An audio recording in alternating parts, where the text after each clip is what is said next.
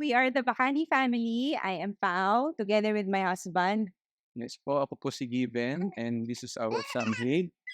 Ito po si Bunso, yung umiiyak si Ellie. Si Eliud was born perfectly, so hindi siya kulang sa months, hindi siya kulang sa week. Ah, Yung ika-27 day niya, parang may mga sign na umiyak sa gabi ng walang dahilan. Yun na, dire-diretso yung pag-iyak niya. Yun na, nag-decide kami nung kinabukasan na dalhin sa emergency kasi hindi na siya dumedege. Pray lang kami ng pray kung ano yung, humingi kami ng wisdom, anong gagawin. Sa pedya niya, hindi dun accredited. So yung unang miracle is nakahanap ng paraan yung isang doktor na maipasok siya.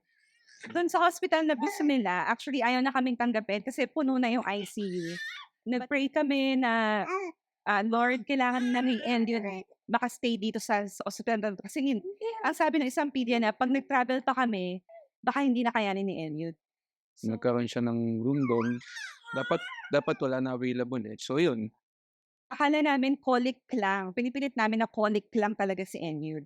But then unang tingin nung, pedya sa kanya, hindi na agad napalagay yung, pedya. So ang sabi dalhin na siya sa ICU. the moment na sinabi ng doktor na hindi alam ang mangyayari, ang nasa isip ko at sinasabi namin na, "You are healed." Talagang sinabi ko sa ng malakas na, "You are healed." Wala akong ina-accept na kasi 'pag nag-accept ka, yun ang kalaban dun, eh. Mababa yung blood ano niya kasi, red blood cell. So hindi namin yun ina-accept, mababago yan. Hindi nila alam kung ano yung case kasi nga biglaan na lang siyang sinugod sa ospital. Sabi ng neonatal pedia niya, kailangan i-test lahat. So, during nung 10 days stay, tama yung asawa ko, declare lang kami ng declare na makakalabas kami agad.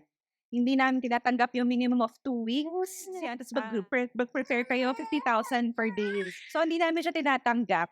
Kasi nga kailangan i-test lahat, heart, liver, basta lahat ng katawan niya para malaman kung saan nanggagaling ba. Everyday kami, nagde-declare ng asawa ko na okay yung heart ni Eliud, okay yung liver ni Eliud, okay yung kidney ni Eliud, okay yung blood ni Eliud, okay yung brain ni Eliud. Nahirapan din yung mga doctors niya na kuhanan siya ng, dugo kasi nga manipis pa yung veins niya. Pray na ako ng pray pero sa utak ko lang na, "Lord, saan mo gusto siyang tusukan? Dito ba, dito?" Tapos sabi nung doctor, sige dito natin siya kuhanan. Pero ang sabi sa'kin ng Holy Spirit, "Hindi, dito siya kukuhanan." Nung kinahanan siya, nakapikit lang ako kasi ayoko siyang makitang masasaktan.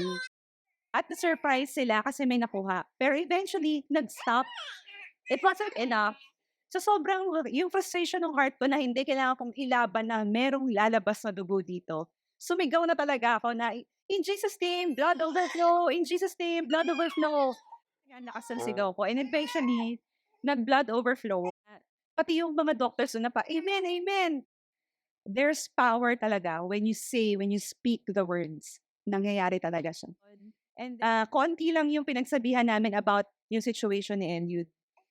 Kasi ayaw namin yung ipo-post sa Facebook and then magsasabi ng words of death like, "Ay ano ba yang batang yan ang hina, may sakit na agad, hindi niya kakayanin." Yung mga gano'n yung iniiwasan namin. Yeah, another miracle yung paglabas ng hospital. Parang 20% lang ng bill yung nilabas po na ano, yun yung prayer namin. Talaga miracle, eh. 6 digits yun, God's grace. Provide ni Lord yung mga setup na kailangan namin, ang lalaki ng mga setup. Tapos every time na may pumupunta sa hospital para dumalaw kay Eliud, nagbibigay ng pagkain, kami nagutom.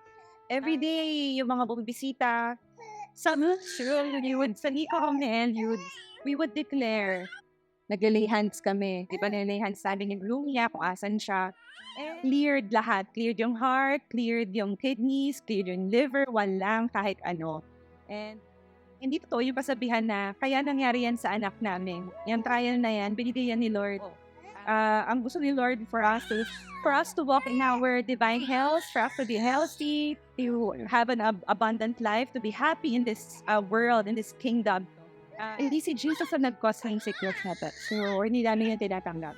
Nag-deliverance kami and we were able to pinpoint sa San entry point ng kalaban. Ang pinaghawakan naming Bible verse is Matthew 19:26. And with God, nothing is impossible. For men, it may seem impossible, but for God, nothing is impossible. So, yun yung binigay namin na message sa NICU nurses, sa emergency nurses.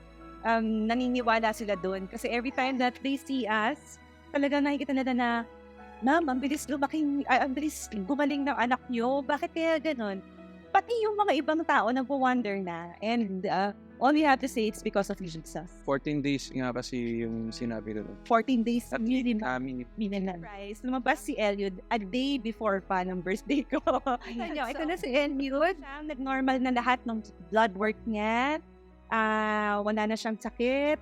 Nagulat na lang yung doctor niya. Sabi 3 months maintenance daw ng mga gamot. But then, pagkadating ng second month tests niya, wala na lahat. yung mga lies na yun, babalik yung sakit. Pwede rin na at mag-regress bigla. So yung mga ganun, yung the moment na naririnig namin yun, i-kinakancel namin agad yun.